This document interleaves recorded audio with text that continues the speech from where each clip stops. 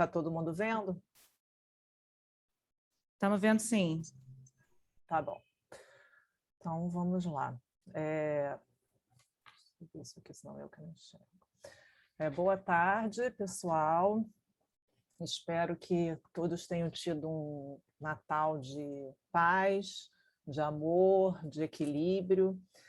E não tem nada melhor do que a gente vir falando de Jesus nesse mês, né? Que a gente está envolvido nesse clima do nascimento de Jesus, e falar que um dia depois continuar nesse tema de Jesus, de forma que a gente tente fazer esse Natal que a gente fala de todos os dias, né? E não apenas do dia 25, porque Natal é renovação, é nascimento e renascimento, né? De todos nós, para que a gente tenha esse sentido realmente do que Jesus nos trouxe.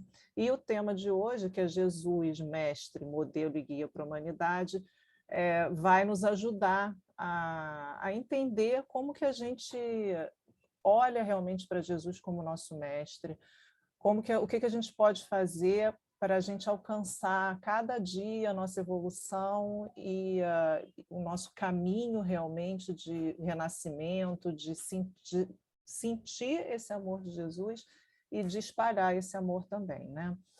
Falar de Jesus é falar de amor, principalmente. Jesus, eu acho que ele transcende, né, todos os limites que a gente naturalmente impõe para que a gente possa delimitar, enxergar alguma coisa, a gente coloca limites, e Jesus ele vai além desses limites todos, né? Jesus não implantou nenhuma religião. Ele traz, na verdade, uma filosofia moral cristã, uma filosofia de vida, um caminho realmente, um modelo para a gente seguir. Então, a gente fala de Jesus, a gente fala de amor, a gente fala de verdade, a gente fala de inteligência, né? Pelas passagens que a gente tem conhecimento de Jesus, a gente vê que as respostas que ele dava, os exemplos que ele pregava, a vida que ele levava, de uma inteligência assim imensa, né? E falar também de acolhimento, falar de Jesus, a gente conhecer esse acolhimento, a gente se sentir amparado em qualquer situação da nossa vida, quando a gente está triste, deprimido, nas alegrias também, quando a gente se sente sozinho, se a gente observa, se a gente consegue observar um pouquinho, né, e pedir a Jesus que nos acolha, a gente vai sentir isso de alguma forma, seja através de uma página de um livro que a gente abre, lê, de uma pessoa que fala alguma coisa, às vezes até desconhecida, mas a gente diz que era aquilo que a gente precisava ouvir naquele momento. E através das nossas preces também, quando a gente já consegue fazer essa conexão, a gente em desespero, em ansiedade, a gente faz uma prece e a gente se sente melhor, se sente mais calmo, se sente acolhido. Falar de Jesus também tem uma parte um pouco difícil, assim, né, complicada, porque Jesus não escreveu nada, né? Ele não registrou, os registros foram feitos posteriores, e todo mundo conhece a história de Jesus, todo mundo conhece as passagens que ele deixou, né, nos evangelhos, e que são realmente lindas, e a gente não se cansa de escutar e de aprender a cada vez que a gente lê uma das parábolas, a gente consegue pegar mais um pouquinho daquela interpretação, mas é difícil a gente trazer uma coisa nova, né? Não é esse o intuito.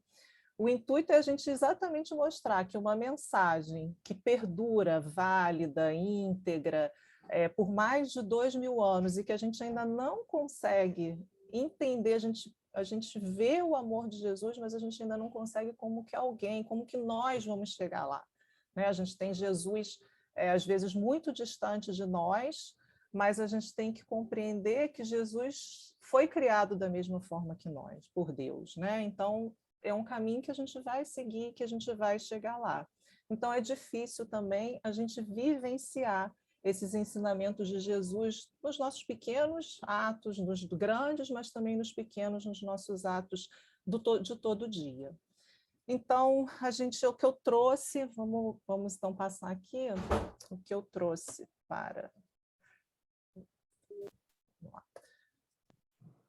para vocês, primeiro, para que a gente consiga compreender esse Jesus como nosso modelo mesmo.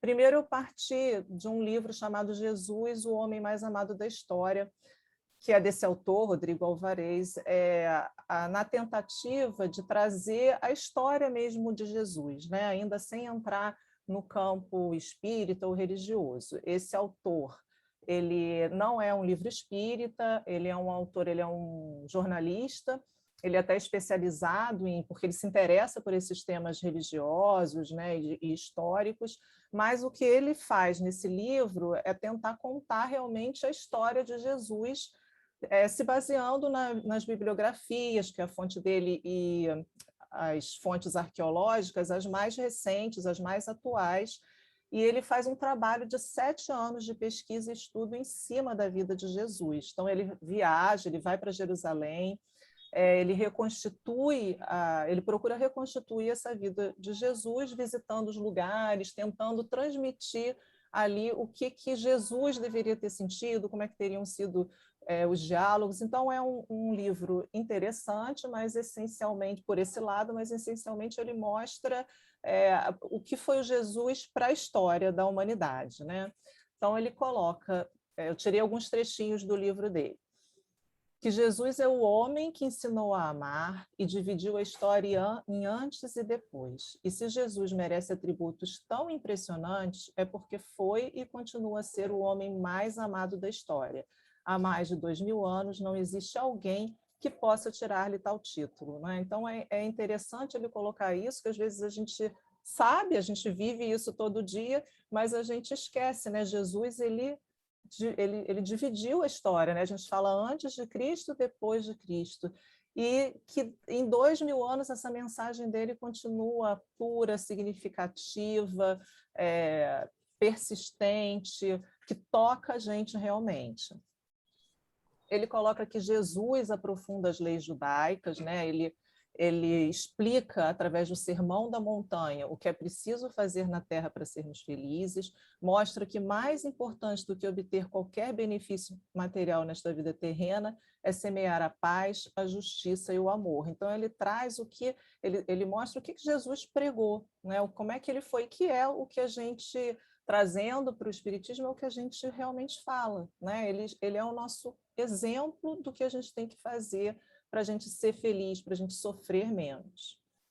Ele prega uma paz, o amor e a justiça em caráter revolucionário, porque Jesus, ele critica a maneira como os homens de seu tempo encaram suas vidas, com seus egoísmos, suas futilidades, falsidades e ambições desmedidas, né? Então, Jesus, ele penetra no campo religioso daquela época e político também, né? Como a gente vê, ele não se isentava dessas duas questões, embora ele não se indispusesse dessa maneira de se impor de qualquer maneira, né? Então ele tinha toda a inteligência dele para ele embarcar em todas essas áreas e trazer realmente pensamentos diferentes, que a gente tem que lembrar que naquela época a gente tinha as leis que eram consideradas as leis de Deus para aquela sociedade, né? E Jesus vem desafiando essas normas de boa conduta, trazendo outras normas para aquele povo judeu e dizendo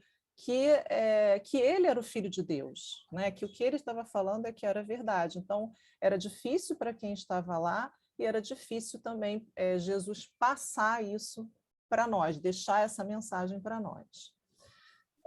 E segundo ainda esse livro, né, o que é o amor que Jesus prega, exemplifica, dissemina, né? É aquele amor que aquele que te fere na face direita oferece-lhe também à esquerda.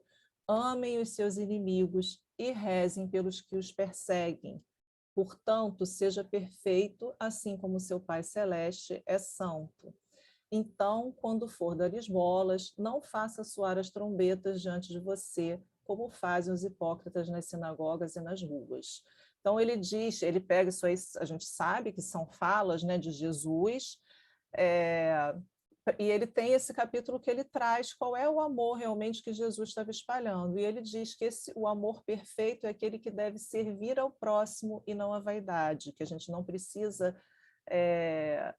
fazer alarde do que a gente faz de bem, que a gente não precisa da violência, né? A gente não tem que revidar, não precisa da vingança, e que a gente deve amar os inimigos, a gente deve considerar todos como nossos irmãos verdadeiros, né? E a gente tem que saber como que a gente vai tocar esses corações.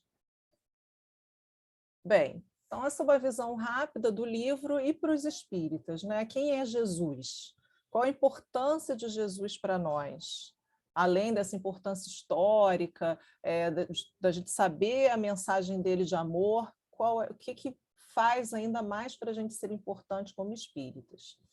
Então, lá no Livro dos Espíritos, a pergunta 625, Kardec faz a pergunta: qual o tipo mais perfeito que Deus tem oferecido ao homem para lhe servir de guia e modelo? E a resposta é simples, né? É o nome, é Jesus. Então, ele é o modelo mais perfeito que Deus nos ofereceu. E na mesma pergunta tem a nota de Kardec, que para o homem, Jesus constitui o tipo da perfeição moral a que a humanidade pode aspirar na Terra. Deus nos oferece como o mais perfeito modelo e a doutrina que ensinou é a expressão mais pura da lei do Senhor, porque sendo ele o mais puro de quantos têm aparecido na Terra, o Espírito Divino o animava. Então, a gente percebe que a doutrina nos traz isso claramente, né? É Jesus que é o nosso modelo, que é o nosso guia, é Jesus que é a perfeição maior e que ele é o enviado de Deus, né? Isso já era dito lá antes de Jesus nascer, inclusive no livro do Homem Mais Amado da História, ele traz, ele pesquisou em documentos mais recentes, né, em pergaminhos, que já era dito que alguém iria, que chegaria o Filho de Deus, e então ele já era esperado e é o enviado de Deus. Bom, e quais são essas leis, né? Porque Jesus fala que ele... Epa, apareceu aqui alguma... Gente, tá aqui. Ele fala que ele não veio destruir a lei, né? E qual seria essa lei? São as leis divinas, que são de todos os tempos e de todos os países essa lei, e tem, por isso mesmo, caráter divino. Alessandra ou Lurdinha, está dando para vocês escutarem muita buzina? Está incomodando a palestra? Não? Não, não está não. Ah, tá bom, porque está muito buzina aqui na rua, eu pensei que estivesse incomodando, mas vamos continuar então.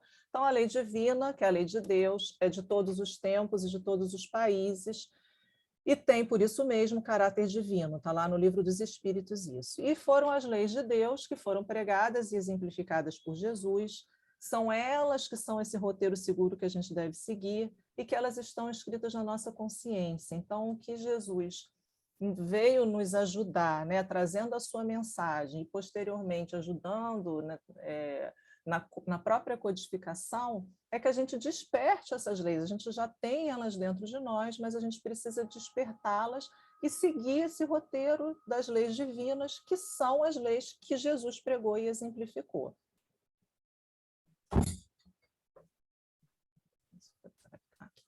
Então, a outra passagem do Livro dos Espíritos, Jesus não veio destruir a lei, isto é, a lei de Deus. Veio cumpri-la, ou seja, desenvolvê-la, dar-lhe o verdadeiro sentido e adaptá-la ao grau de adiantamento dos homens. É por isso que se encontra nessa lei o princípio dos deveres para com Deus e para com o próximo, que constitui a base da sua doutrina. Então, ele veio cumprir, veio desenvolver, veio mostrar para a gente como que nós tínhamos que realmente interpretar essa lei divina e que é a base da sua doutrina.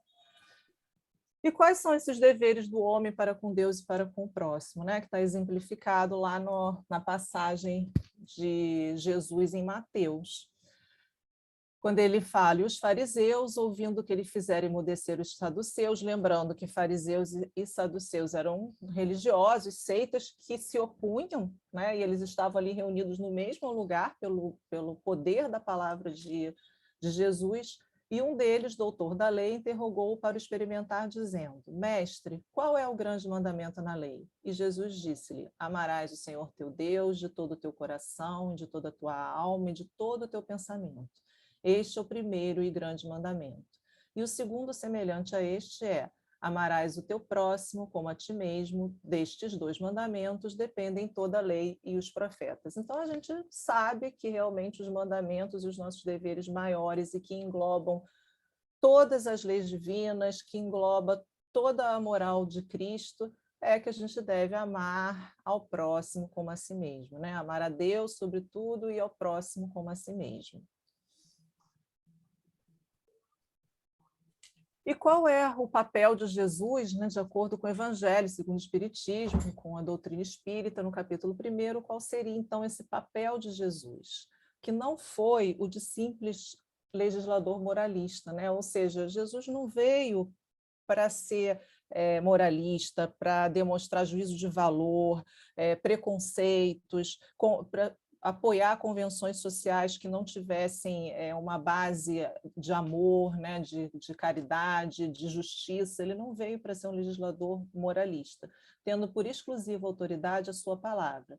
Cabia-lhe dar cumprimento às profecias que lhe anunciaram o advento. A autoridade lhe vinha da natureza excepcional do seu espírito e da sua missão divina.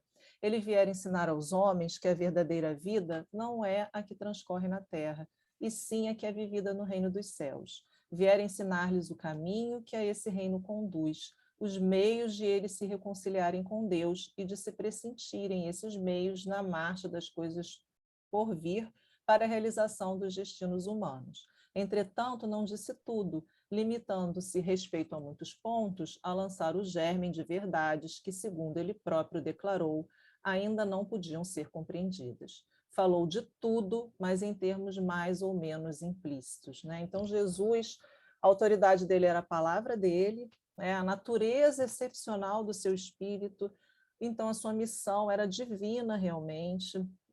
Ele veio nos trazer esse conhecimento, nos explicar que a vida que importa não é essa, nos mostrar o caminho que nos conduz para essa realidade de maior felicidade, mas ele não, naquela época, ele não conseguiu, como a gente sabe, ele falou por muitas parábolas, né? Deixou coisas que podiam ser mal compreendidas, as coisas tinham que ficar implícitas, até porque ele precisava que a gente tivesse um desenvolvimento maior, né? Inclusive da própria ciência. A ciência precisava se desenvolver, nós também, em termos de cultura, nós precisávamos ter um conhecimento maior para que a gente pudesse registrar isso e interpretar isso de uma forma correta. Vejam que a história de Jesus, ela mesmo quando ela não é contada por uma pessoa que seja religiosa, ela também abarca essa excepcionalidade do espírito que foi Jesus.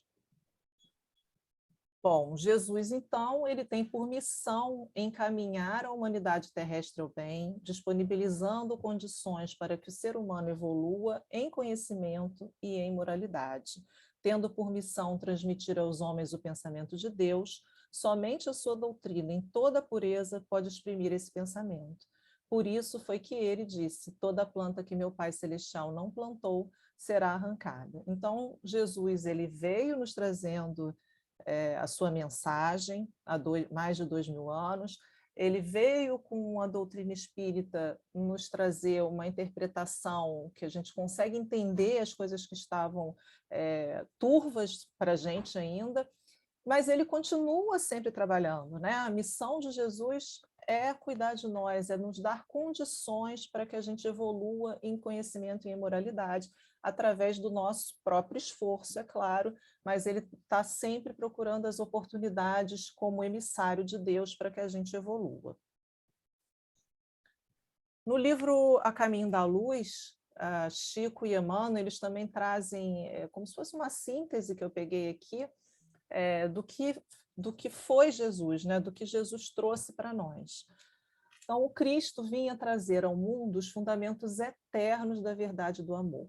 Sua palavra mansa e generosa reunia todos os infortunados e todos os pecadores. Escolheu os ambientes mais pobres e mais desataviados para viver a intensidade de suas lições sublimes, mostrando aos homens que a verdade dispensava o cenário suntuoso dos aerópagos, dos fóruns e dos templos para fazer-se ouvir na sua misteriosa beleza. Suas pregações na praça pública verificam-se a propósito dos seres mais desprotegidos e desclassificados, como a demonstrar que a sua palavra vinha reunir todas as criaturas na mesma vibração de fraternidade e na mesma estrada luminosa do amor. Então, nesse primeiro pedaço, né, a gente pega o que Jesus veio trazer, né? Verdade, amor, através da sua palavra mansa, generosa, reunindo quem precisa, né? Os infortunados, os pecadores, e não aqueles que estão bem, que estão tranquilos. Ele quer ajudar a quem precisa do remédio, a quem precisa e quem quer, né, o remédio, a evolução. Ele não precisa, ninguém precisa de cenário suntuoso, né, de aerópagos que eram as assembleias, né, os fóruns para debate. Então, ele não precisa dessa suntuosidade toda, né? E ele vem pregar para aqueles que são desprotegidos, desclassificados, para demonstrar que todos nós somos irmãos, que somos iguais, que vibramos na mesma senda luminosa de fraternidade, de amor. Ele continua, combateu pacificamente todas as violências oficiais do judaísmo, renovando a lei antiga com a doutrina do esclarecimento, da tolerância e do perdão. Espalhou as mais claras visões da vida imortal, ensinando às criaturas terrestres que existe algo superior às pátrias, às bandeiras, ao sangue e às leis humanas. Sua palavra profunda, enérgica e misericordiosa refundiu todas as filosofias, aclarou o caminho das ciências e já teria irmanado todas as regiões da terra se a impiedade dos homens não fizesse valer o peso da iniquidade na balança da redenção. A mensagem cristã causa impacto por ser límpida e cristalina, livre de fórmulas iniciáticas ou de manifestações de culto externo, né? Então, novamente aí, né, ele combate pacificamente, né? Como é difícil para a gente imaginar combater alguma coisa de forma pacífica, né? É difícil, mas é o caminho que a gente tem que seguir. A palavra de Jesus é profunda, é enérgica, mas ela é mansa, ela é misericordiosa, ela é calma. As visões que ele nos traz, né? E que a gente entenda que se a gente não fosse tão impiedoso, tão injusto, a gente estaria vivendo num mundo melhor. Apesar disso, a mensagem dele é límpida, é cristalina, né? Que é a lei de amor. Ela não é fácil para a gente colocar em prática, mas ela é límpida e ela é cristalina. É simples. E aí Chico faz essa, junto com Emmanuel, né? Peguei uns tópicozinhos de uma conclusãozinha sobre Jesus, né? Então, que o ensinamento de Jesus, ele não tem fórmulas complicadas, né? O Senhor desce da altura a fim de libertar o templo do coração humano para a sublimidade do amor e da luz, através da fraternidade, do amor e do conhecimento, né? Então, a gente conhecer, aprender, estudar, se relacionar de uma forma melhor, com humildade, encarando todos como iguais, né? Então, isso vai trazer também essa liberdade, né? Libertar o coração humano. O mestre não exige que os homens se façam heróis ou santos de um dia para o outro, não pede que os seguidores pratiquem milagres, nem lhes reclamam o impossível. Então, não é para a gente mudar da noite para o dia, isso é um processo. Jesus, mais do que ninguém, ele sabe que isso é um processo, que a gente evolui por nós mesmos, né? Então, isso é um processo, isso demora, mas a gente precisa dar esse primeiro passo, a gente precisa enxergar como é que a gente vai fazer para a gente melhorar, para a gente seguir esse caminho, mas não são milagres, não é para a hora do dia, a gente não vai sair de uma palestra, de uma casa espírita, completamente modificado, mas alguma coisa vai tocando o nosso coração de forma que a gente vai mudando o nosso comportamento. Dirige-se a palavra dele à vida comum, aos campos mais simples do sentimento, à luta vulgar e às experiências de cada dia. Então, a palavra de Jesus, ela é para todos, ela engloba todos, né? O amor é para todos.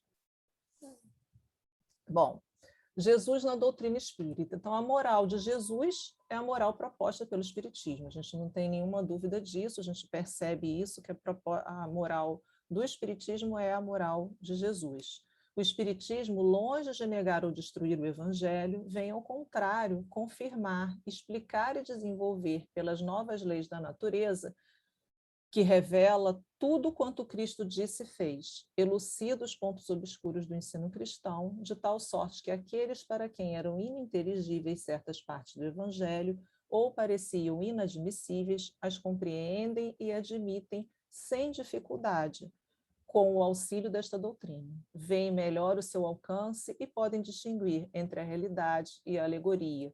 O Cristo lhes parece maior, já não é simplesmente um filósofo, é um Messias divino. Então, o Espiritismo vem nos trazer essa interpretação, né? Ele, de jeito nenhum ele destrói o Evangelho, pelo contrário, ele traz as passagens do Evangelho, ele traz o Sermão da Montanha, que é o nosso código de conduta, e ele decifra isso para a gente, né? Ele torna uma forma mais fácil da gente entender como fazer, por que a gente tem que seguir, por que Jesus é o nosso mestre, modelo e guia. O Espiritismo ele nos traz esse conhecimento, né? E a gente passa a enxergar um Jesus realmente para além dos limites, maior ainda, né? Mais do que uma filosofia de vida, ele é um mensageiro divino mesmo, né? Bom, Jesus, então, é o espírito puro, perfeito. Como homem, ele tinha a organização dos seres carnais, porém, como espírito puro, desprendido da matéria, havia de viver mais da vida espiritual do que da vida corporal, de cujas fraquezas ele não era passivo. Então, ele veio como homem, no seu espírito imenso. Ele é o mais perfeito modelo. Jesus é o espírito de verdade e Jesus é o dirigente do nosso planeta, né? Então, ele atuou ali na codificação como espírito de verdade, ajudando a esclarecer a própria mensagem dele, né? É o modelo mais perfeito que a gente tem, que já é difícil da gente alcançar, mas a gente lembrando, né, que Jesus ele partiu do mesmo ponto de partida que nós, né? Simples e ignorante, e ele fez escolhas mais acertadas, a gente não sabe, mas ele chegou e a gente também vai chegar lá, através desse código que ele deixou, desse caminho que ele deixou para a gente seguir. Bem, e como é que a gente já sabe, então, isso acho que todos sabem, dessa importância histórica de Jesus, da importância de Jesus para o Espiritismo, que a gente segue o modelo dele, que ele é o nosso exemplo, que ele é o nosso caminho, mas será que a gente está parado no mesmo ponto? Será que nós estamos só com essa frase lá para a gente, né, escrita? Ou a gente está realmente dando um passinho para frente, a gente está realmente indo em direção a esse caminho e cumprindo o que Jesus colocou para a gente, né? A gente está seguindo realmente Jesus? Como é que fica no nosso cotidiano esse amor que o Jesus nos trouxe? O que eu posso fazer no meu dia a dia para que eu melhore um pouquinho, para que eu consiga sentir esse amor de Jesus maior, para que eu consiga transmitir esse amor de Jesus? O que eu posso fazer como reflexão no dia a dia que eu posso melhorar? E todos nós podemos, de alguma forma, melhorar um pouquinho a cada dia. Por exemplo, eu estou trazendo exemplos de reflexões, né? São imensas, milhões de coisas que a gente pode fazer, mas algumas que a gente, às vezes, não pensa. A gente vai fazendo as coisas e não vai pensando, a gente está tão atrapalhado com o nosso dia a dia, com aquela cultura que nos foi imposta durante anos, aquela forma de pensar lá, da mesma forma que Jesus teve essa dificuldade lá atrás para mudar esses padrões de pensamento, para mudar esse padrão do dia a dia, de como a gente vai agir, a gente vem mudando, trabalhando, e talvez a gente esteja num outro momento desse choque, né? Da gente se dar conta de que a gente tem que se desfazer de algumas coisas para aumentar esse amor que a gente pode sentir e pode transmitir. Então, a gente está trabalhando a humildade no ambiente familiar e no ambiente profissional, ou a gente só trabalha a humildade no trabalho assistencial, né? Claro que o trabalho assistencial ele é extremamente importante, mas será que a gente só é humilde com aquele que está num momento, numa situação que precisa, né? Nós já estamos numa situação de superioridade, será que a gente, numa situação de igualdade, a gente é humilde ou a gente tenta ser orgulhoso, vaidoso, né? Será que a gente olha dentro do nosso ambiente familiar que a gente está tratando com humildade, com vontade de aprender e de ensinar, da mesma forma no profissional, né? Ou a gente só acha com a nossa consciência de que se a gente faz o trabalho assistencial já está bom, a gente já só por isso a gente já vai melhorar, e não num trabalho diário de aperfeiçoamento. A gente pratica essa lei do amor de Jesus mesmo? A gente age sem preconceito, sem julgar, sem o moralismo que Jesus combateu, a gente age dessa forma como Jesus agiu? Ou será que a gente é influenciado por essa herança que a gente tem, né, de preconceitos que a gente nem percebe que são preconceitos, uma forma de falar que possa ofender alguém, que possa chatear? A gente julgar é quase que automático para a gente, né?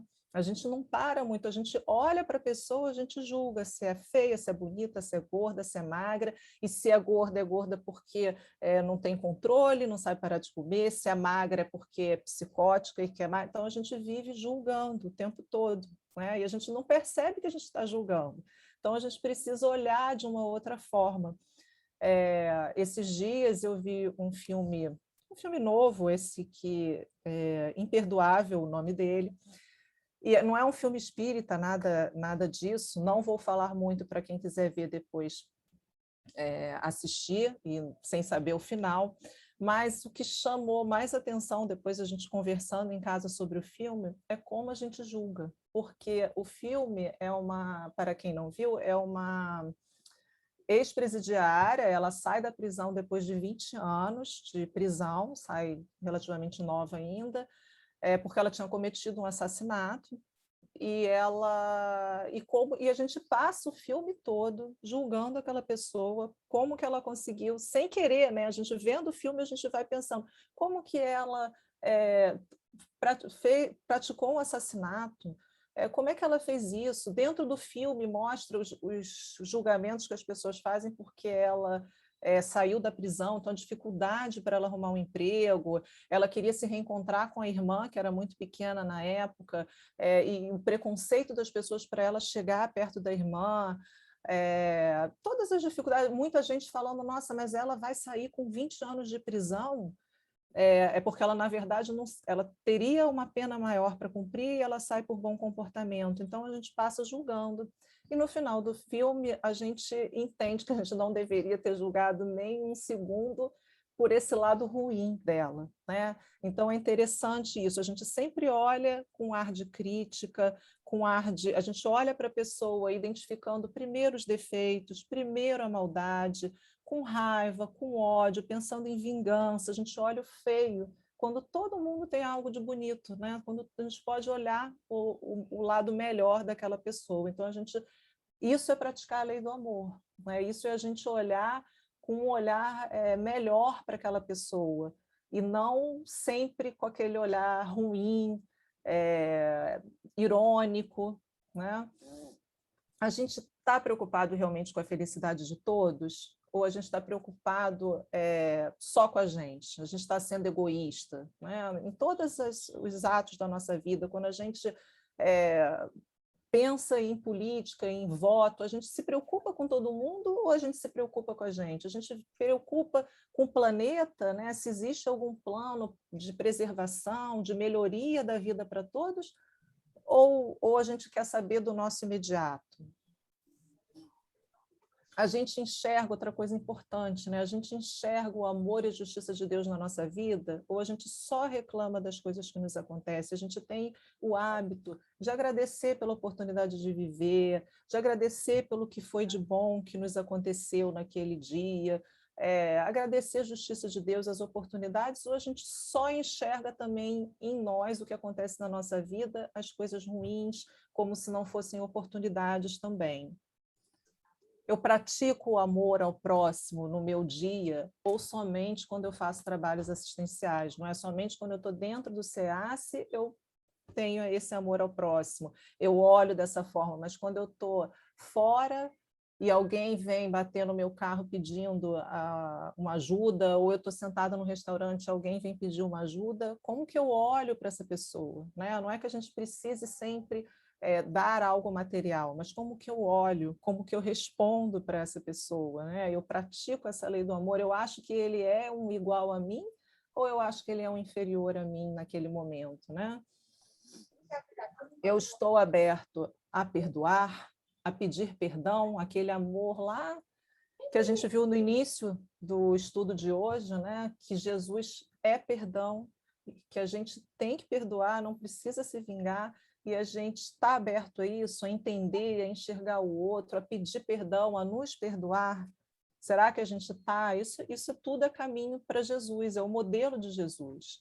Eu acredito na prece, na oração, eu dou valor a ela, eu tenho feito orações, ou eu só estou naquele automático de que eu tenho que rezar de manhã, eu tenho que rezar de noite, eu vou fazer o culto, mas eu não estou colocando o meu amor, o meu coração nessa prece. Eu tenho feito esse contato com a espiritualidade, eu tenho feito esse contato com Jesus para que eu me sinta mais fortalecido, para que eu enxergue o que eu preciso mudar, que eu faça essas reflexões.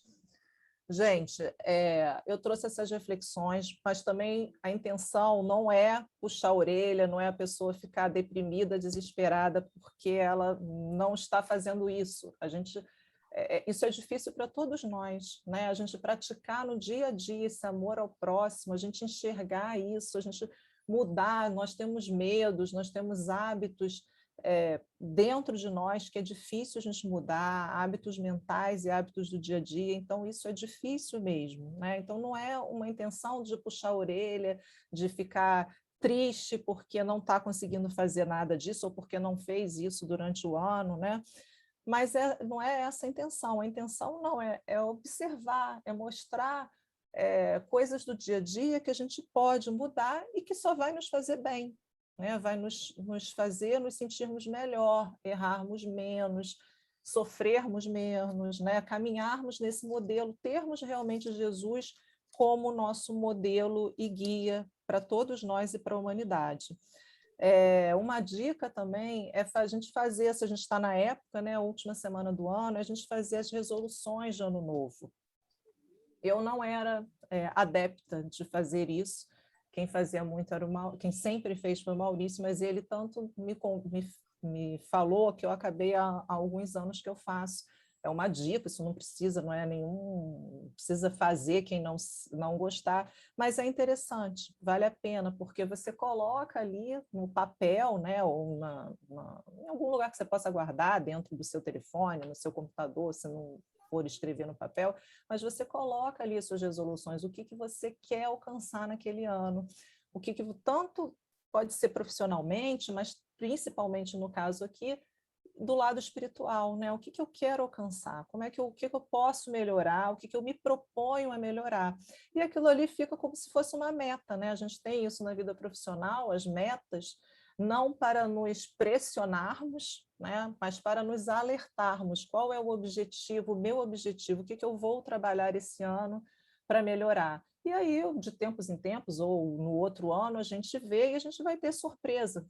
Vão ter coisas que a gente não vai ter conseguido, mas vão ter outras que a gente vai ter conseguido, né? E aquelas que a gente não conseguiu, a gente passa para o outro ano, já dá aquele, né? Não, eu preciso agora me concentrar nessa minha característica que está ruim, espiritualmente falando, que eu preciso ser mais paciente, eu preciso perdoar mais, né? Não trazer no meu coração esse tipo de pensamento. Então, são coisas que valem a pena fazer e que nos ajudam nesse caminho para Jesus, para a gente realmente segui-lo como nosso mestre. Então, era isso que eu pensei, que eu estudei para trazer aqui para vocês, né? Jesus é o caminho, a verdade e a vida, e a gente tem que ter em mente que a gente precisa servir ao próximo e nos renovarmos diariamente, né? A gente todo dia tem a oportunidade de fazer um pouquinho melhor. Então, essa imagem aí de Jesus, do nascimento, e uma boa tarde, um bom domingo para vocês e um excelente 2022 para quem eu não encontrar mais nas palestras virtuais até o ano que vem.